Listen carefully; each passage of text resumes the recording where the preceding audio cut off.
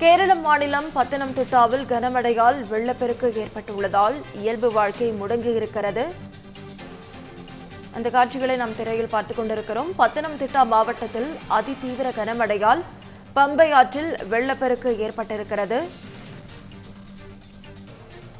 இது குறித்த முழு விவரங்களை செய்தியாளர் விக்னேஷ் வழங்க கேட்கலாம். விக்னேஷ், வணக்கம். முழு விவரங்கள். ரவீனா, பார்த்தோன்னா கேரள மாநிலம் பத்தனம்திட்டா மாவட்டத்தில் பெய்து வரும் கனமழையின் காரணமாக அங்க இருக்கக்கூடிய ராணி நகரம் முழுவதும் வெள்ளத்தில் மூழ்கி இருக்குன்னு சொல்லலாம்.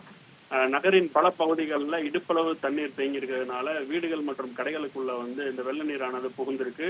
இந்த வெள்ளம் பாதித்த பகுதிகளில் வசித்த மக்கள் பாதுகாப்பான இடங்களுக்கும் அதே போல தங்களுடைய உறவினர்களின் வீடுகளுக்கும் நிவாரண முகாம்களுக்கும் மாற்றப்பட்டிருக்காங்க.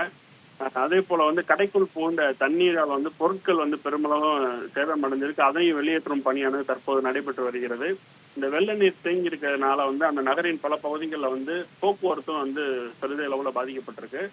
அதாவது ராணின்ற நகர பகுதிகளில் அதிதீவிர கனமழை பதிவாகியிருப்பதாகவும் அங்க சுமார் 300 மில்லிமீட்டர் வரை மழை பதிவாகியிருப்பதாக மாவட்ட ஆட்சியர் நிசாமுதீன் தெரிவிச்சிருக்காரு. இந்த பெருமளவு மழையின் காரணமா மிகப்பெரிய ஒரு வெள்ளப்பெருக்கானது ஏற்பட்டிருக்குன்னு சொல்லலாம்.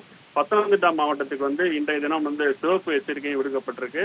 அது மட்டும் இல்லாம இந்த கனமழையின் காரணமாக பத்தனம்திட்டாவில் இருந்து சபரிமலை செல்லும் சாலையில் கனமழை பெய்ததன் காரணமா மண் சரிந்து போக்குவரத்தும் பாதிக்கப்பட்டிருக்கு. அதே போல பம்பை ஆற்றில் பெரிய வெள்ளப்பெருக்கம் ஏற்பட்டிருக்கு.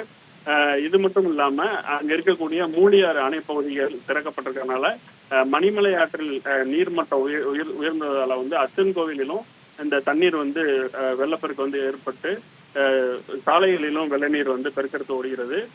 இது மட்டும் இல்லாம இந்த ராணி பகுதியில கூடுதல் பாதுகாப்பு நடவடிக்கைகளை மேற்கொள்ளப்படும் அப்படின்னும் தேவையான இடங்கள்ல நிவாரண முகாம் திறக்கப்படும் அப்படின்னும் அந்த ஏரியா எம்எல்ஏ சொல்லியிருக்காரு. தற்போதைய நிலைமையில் கட்டுக்குள் இருப்பதாகவும் தெரிவிக்கப்பட்டிருக்கு. இந்த கனமழை மற்றும் இந்த வெள்ளப்பெருக்கின் காரணமா பத்தனம்திட்டால எல்லா கல்வி நிறுவனங்களுக்கும் இன்றைய தினம் விடுமுறையும் அளிக்கப்பட்டிருக்கு. ரவீனா, முழு விவரங்களுக்கு நன்றி விக்னேஷ்.